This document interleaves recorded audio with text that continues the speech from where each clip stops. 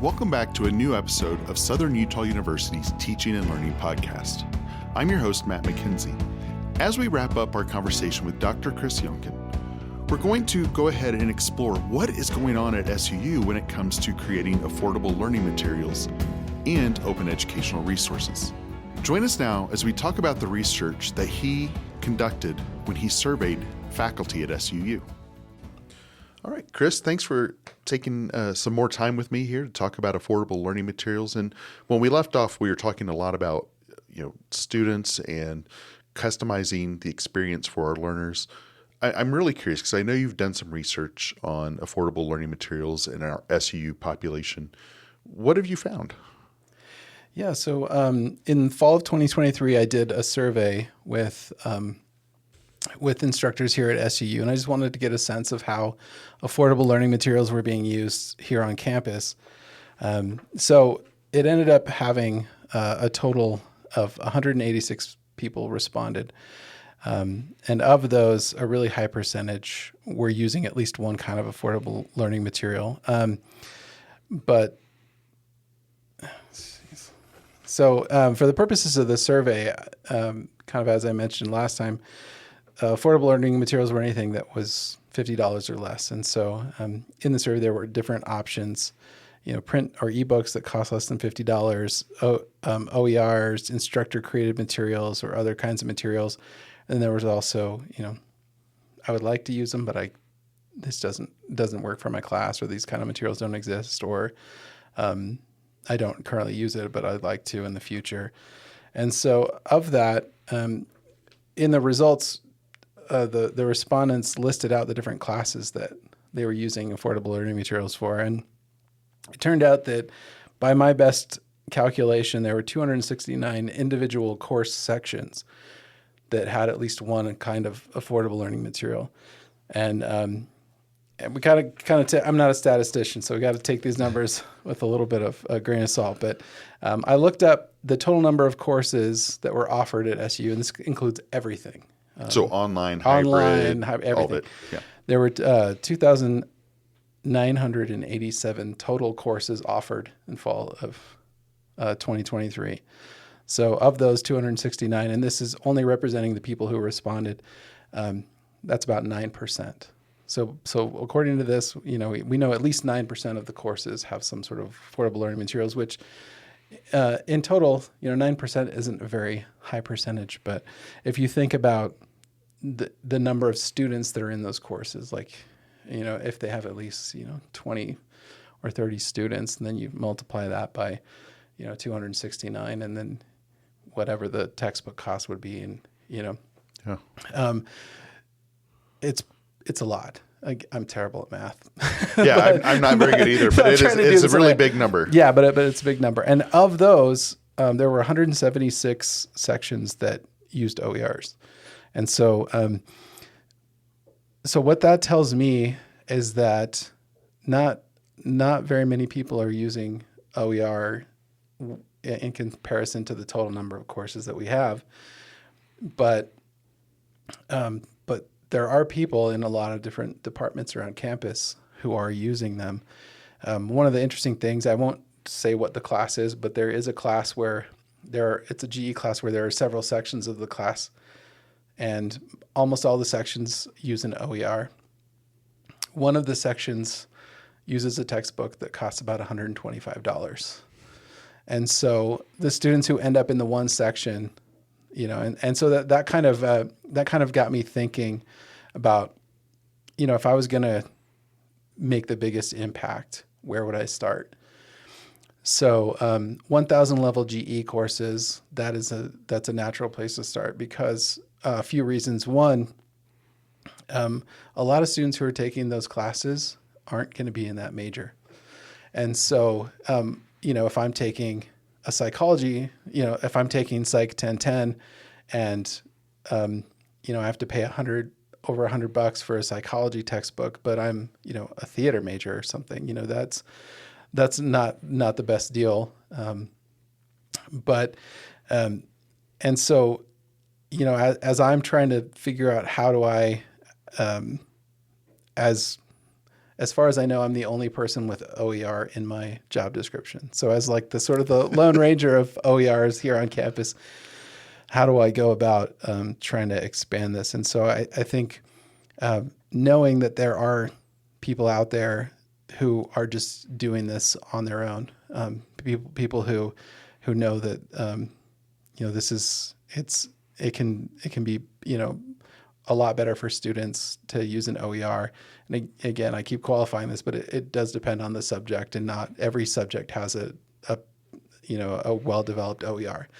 But in terms of GE classes, there are a lot of really well-developed textbooks in a lot of subjects in the sciences, and in the hard sciences and social sciences especially. There are a lot of those. In math, I know there's a lot of options for math out there. And so I'm part of the Utah Academic Library Consortium Open Education Resources Committee. And so this is, people working in libraries at almost every campus in Utah, and we meet together. And one of the big things that we've been working on over the last couple of years is trying to figure out who's using OERs in GE classes and where are they using them.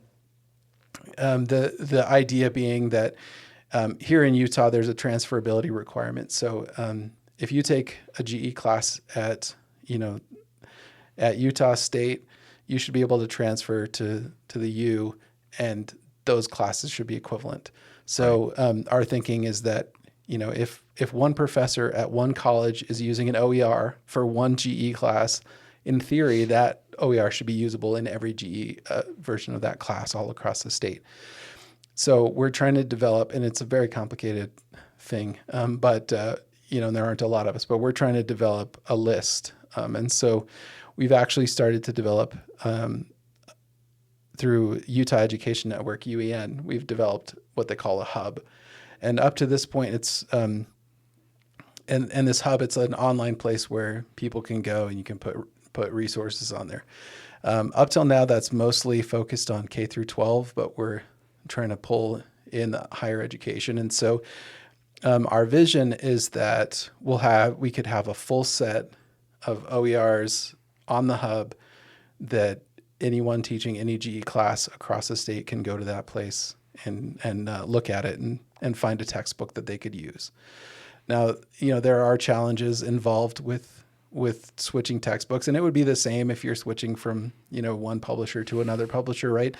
Right. But because, the way that we tend to develop our courses, whatever the textbook is the centerpiece, right? And that's sort of the core of the learning. And so all the peripheral stuff like quizzes and other things tend to be,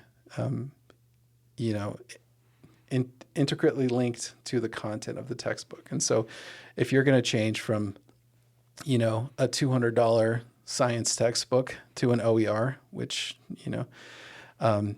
is going to save students money, you basically have to redesign the whole class. Well, as an individual professor, I know there are other resources like your office that I was going to say, at one point here, I was going to shamelessly plug my office and be like, well, I have instructional designers that help with face-to-face and online now. So yeah.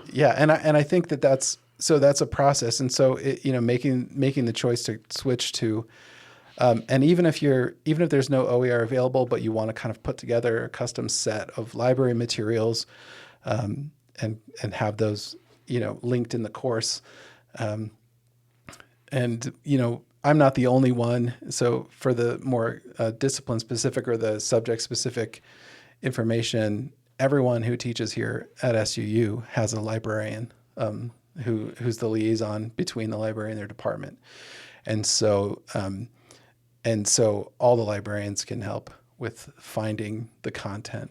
And if it's OER, then I would be the one to go to. But if you're wanting to find, a set of case studies or articles or an ebook or something like that to use in your course, your librarian can help you with that process as well. Awesome. Now, you brought up something in your research that you found. One of the possible criteria, besides I have affordable learning materials, was I'd like to. I just don't know how. Right. What are there any websites or anything like that that SU faculty can access to start learning more? Because sometimes it's just I need to learn more before I reach out to someone. Yeah. Well, one of the things, one resource that will be available in the near future. So the library is redesigning its website, and as part of that, I'm going to be creating a set of pages that go into more detail about what the different options are and how to go about that. And so that, should I just give the URL now? Yeah. Okay. So suu.edu/library/ALMS.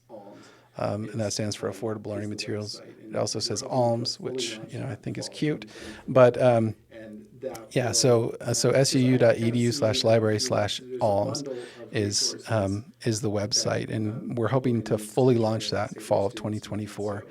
And that will, because I kind of see there's a bundle of resources that people can use to try to save their students money. And so it'll have information about open education resources. It'll have information about how to find things through the library. It'll have information about finding out who your librarian is. It's going to have just better to be busy than bored, right? Just reach out to me,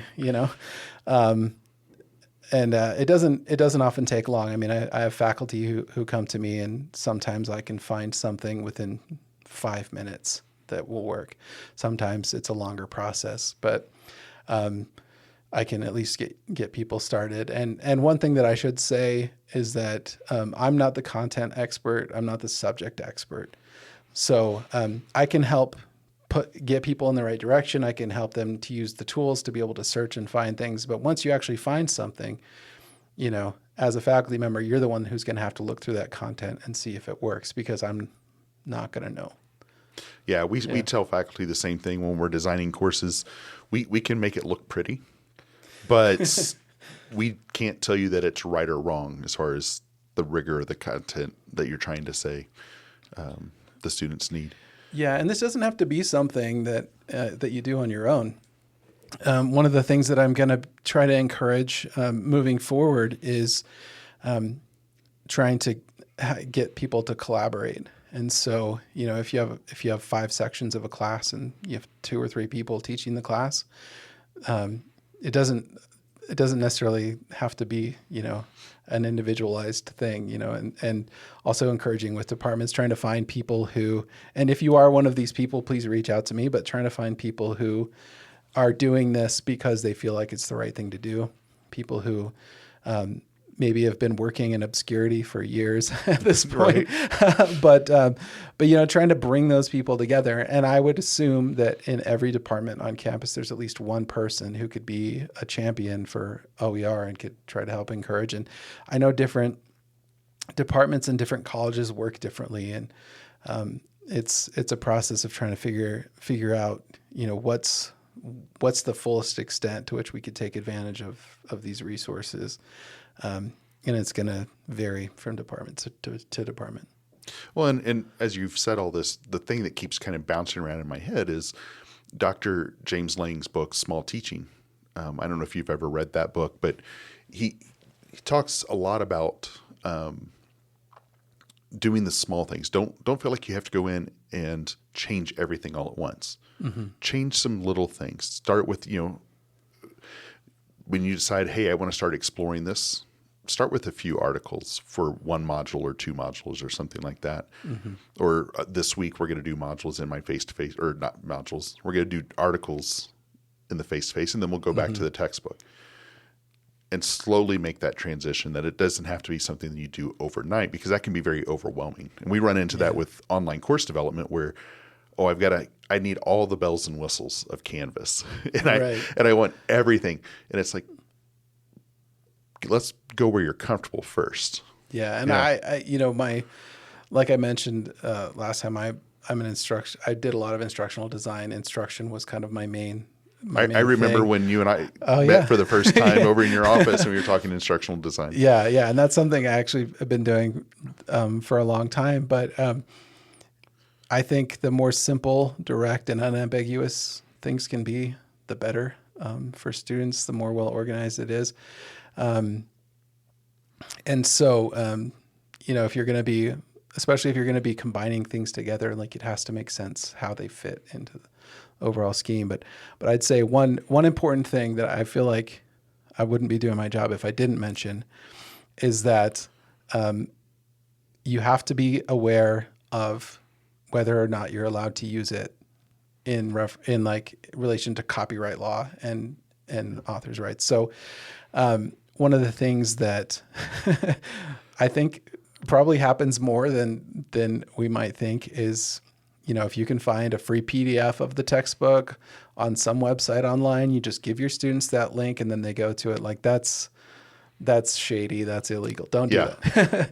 But, and then, within copyright law, within sort of the main U.S. copyright laws, there are exceptions for fair use. That's another part of what I do as a scholarly communication librarian is things related to copyright and fair use. So, if you want to use something that's available through the library, you can put a link in Canvas. That's fine. Once you get outside of what we offer through the library, if there's an article online or something, you have to be aware of what you're doing. And also, it's not really clear cut what counts as fair use. And for anyone who doesn't know what fair use is depending on different considerations of how much you're using. And there are no solid numbers on this. But I'd say it all depends who you talk to. How much ultimately it's decided by a judge in a lawsuit. Right. So if you scan half of this guy over here's book and you give a PDF of it to your students and the copyright owner finds out about it and they sue you, like the judge ultimately decides how in breach of copyright you are. But consider, when there are different things, and this is, again, I'm the person that you'd probably want to talk to about this, but there are different considerations, and it's about the amount. It's about sort of, is it the heart of the work? Like, are you using kind of the core idea? How would it influence the market? There's another one, but it's escaping me right now. But there are these 4 factors, is what they're called. And so, in considering other kinds of things that you might use, make sure that you have a good, solid case for fair use when you're using copyrighted materials in your class. Yeah, and that's something I know I've had conversations with faculty about, where I went and paid for this article, so can't I use it in my course? No, you paid for you to use it. Yeah. And that's a distribution because the copyright owner controls the distribution. That's another advantage of OER or anything that's openly licensed. And there is open research out there. There like open scholarship, and if you've ever seen that little orange, it looks like a little orange combination lock with the thing unlocked. So that's the symbol. There are open access journals out there. If you've ever tried to publish as open access and the publisher wanted a couple $1,000 from you for the open access fee, that whole thing, it's a whole other topic. But so there are things out there that are openly licensed that you can include in your course, but you always have to make sure that you actually have permission to use it before you start distributing it to your students. Yeah. So going forward, what is a goal that SU should set? And in your opinion, obviously there's lots of stakeholders here, but as we think about affordability in higher education, as we think about affordable learning materials, in your opinion, what steps can SUU take to get us to a spot where we're better than 9%? I mean, yes, 9%, when you add all the students together, it's a big number, but it's a lot like what we've seen with accessibility and regular substantive interaction results. It would always be nicer to be higher. To get to those higher levels, what are the next steps for SUU? So, well, it's a moving target because things shift and change over time. Who's teaching what sections of what classes changes. But I think the first thing, and one of the things that I hope to do is to recruit more people into the cause. And I would like to get together a group, maybe through Faculty Senate or maybe through some other means, create a working group here on campus that will explore what we can do. I'd say I'm still in the process of trying to identify who is doing this. I have to admit an error in my survey. I didn't collect email addresses, so I don't know who did what, and so that's been a major challenge. Is I don't know who to reach out to. But I one thing that you can do. So the bookstore sends out a thing at the beginning of or before every semester and says, well, what books are you going to use? One of the options is OERs. So if you are using OERs, put that in the bookstores, because I actually get that data from the bookstore, and that helps me identify who's using OERs here on campus. Also, reach out to me if you're one of these 186 people who did the survey, and because I was inexperienced and didn't know what I was doing, didn't collect email addresses, reach out to me. I think we're kind of at the grassroots level. And I know that Provost Anderson was very supportive, and we had plans, but now he's not going to be here anymore. So I don't know what the next provost. So there's a few sort of holdups. GE is changing. Right. We got to kind of see where that all shakes out. We're gonna have a new provost. That could be a couple years, but again, as the only person with OER in my job, and if you have OER in your job description, let me know. So I'd like let to Chris know. If you're listening, you have OER in your job description. Let Chris know. But so I can only speak to my efforts, and so I'm going to be trying to get this information onto the library website, so there's a place where people can go. I'll be trying to get into department meetings, talking about this. I plan to do some training, and I've already done training, but in August I want to do some training. And I've been working with the faculty development working group to get some micro trainings created, something that takes 5 or 10 minutes that can be embedded in a faculty meeting. Yeah.